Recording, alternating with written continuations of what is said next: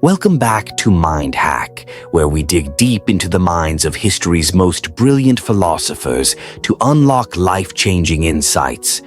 Have you ever wondered, why is it that the most ruthless, selfish, even dishonest people often seem to climb the ladder of success effortlessly, while the kind, honest, and good-hearted among us keep struggling? It's a question that frustrates millions, and it's one that Friedrich Nietzsche, one of the most provocative thinkers of all time, was deeply concerned with. In today's video, we're diving into Nietzsche's bold ideas to explore this paradox of life. Why does success so often reward the worst people? And what does Nietzsche want us to learn from this? But before we get started, don't forget to smash that like button, subscribe to MindHack, and hit the bell icon so you never miss another deep dive into the minds of the world's greatest thinkers. Now let's get started. The paradox of goodness. Nietzsche was a man who didn't flinch when looking into the dark side of human nature. He saw life not as a neat, moral story, but as a battlefield of wills, instincts, and power struggles. And when it comes to the question of why the worst people often succeed, Nietzsche starts by asking something radical. What if goodness, as we define it, is part of the problem? According to Nietzsche, society's traditional idea of goodness, being humble, obedient, selfless, was not some divine truth. It was invented, engineered, crafted over centuries by those who were powerless as a way to control those who were strong. He called this idea slave morality. Slave morality versus master morality. To understand why good people struggle, we need to look at Nietzsche's most controversial moral theory, the conflict between slave morality and master morality. Slave morality values kindness, empathy, and humility, but Nietzsche argues that it was born from resentment, the powerless labeling the powerful as evil in order to elevate their own weakness as virtue. Meanwhile, master morality is the morality of the strong, the noble, the bold, the self-assertive. It doesn't apologize for ambition. It doesn't feel guilty for dominating. It defines good based on excellence, strength, and power. So why do the worst people seem to succeed? Because, Nietzsche might say, they aren't always the worst. They are simply playing by master morality, while society still rewards and preaches slave morality. The result? People who follow traditional goodness, selflessness, humility, obedience, are often crushed in a world that rewards dominance, confidence, and power. The danger of moral illusions. Nietzsche wasn't just being cynical. He believed that by clinging to old moral illusions, we actually prevent ourselves from becoming great. Society teaches us to feel shame for wanting power, to fear success if it means ambition, to suppress our desires in the name of being good. But Nietzsche argues, all life is will to power, not in a political sense, but in the sense of overcoming, of becoming more, of mastering your environment and yourself. So when bad people rise, it may not be because they are evil, but because they are unapologetically pursuing their will to power.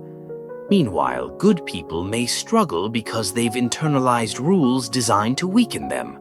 Let's use a metaphor Nietzsche would have loved. Imagine two animals, a sheep and a lion. The sheep is praised for being gentle, quiet, and obedient. It follows the herd, never questions authority, and keeps its head down. Now imagine the lion. It roars, it hunts, it doesn't ask for permission. It takes what it needs to survive and thrives because of it. In many societies, the sheep is seen as good, but who survives in the wild? Who writes history? Who builds empires? Nietzsche's answer is clear. The lion. Always the lion. And many of those who succeed in the real world aren't afraid to tap into their inner lion, even if it means being disliked, feared, or misunderstood. Now, let's be clear. Nietzsche doesn't hate good people, but he does believe that many good people are casualties of moral conditioning. They live in fear of offending others. They suppress their talents out of humility. They let others walk over them in the name of kindness. Nietzsche calls this a tragedy, because beneath that humility might lie untapped greatness if only they dared to express it.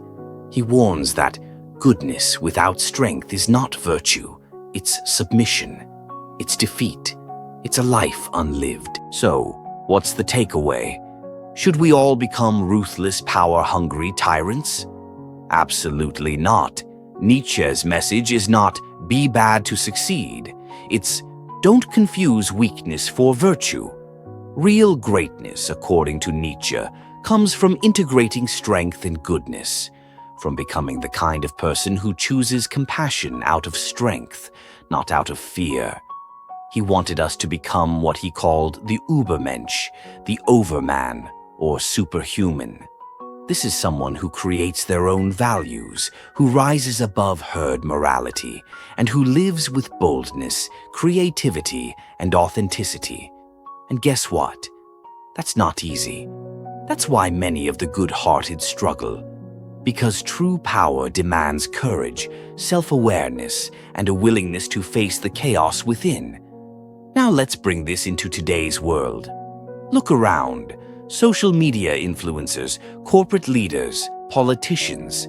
Often it's the bold, brash, and controversial who rise to the top. Why? Because they command attention, break rules, and create their own path, just like Nietzsche's master morality demands. Meanwhile, many talented, kind people remain invisible, not because they're unworthy, but because they've been conditioned to wait for permission rather than seize opportunity. Nietzsche would urge us to stop waiting, to question the stories we've been told about success and goodness, to stop fearing ambition, and instead to harness it. So how do we apply this without losing our soul? 1. Be ruthless with your potential, not with others. Don't settle for mediocrity out of politeness. Rise. 2nd, stop apologizing for your ambition. Wanting success doesn't make you bad.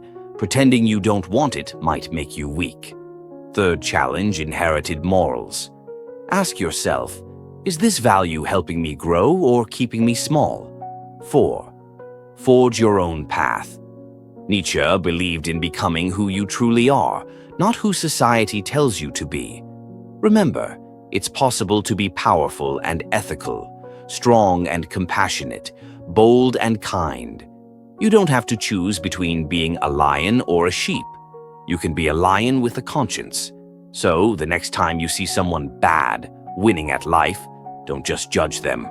Ask yourself, am I holding back my own power just to seem good? Because, as Nietzsche taught us, success often favors those who dare to embrace life's struggle, not those who hide behind morality to escape it. If you found this video eye-opening, smash that like button, subscribe to MindHack, and share this with someone who needs a wake-up call. And let us know in the comments. Do you think Nietzsche was right about morality and success? Until next time, stay curious and never stop questioning. This is MindHack. Unlock your mind.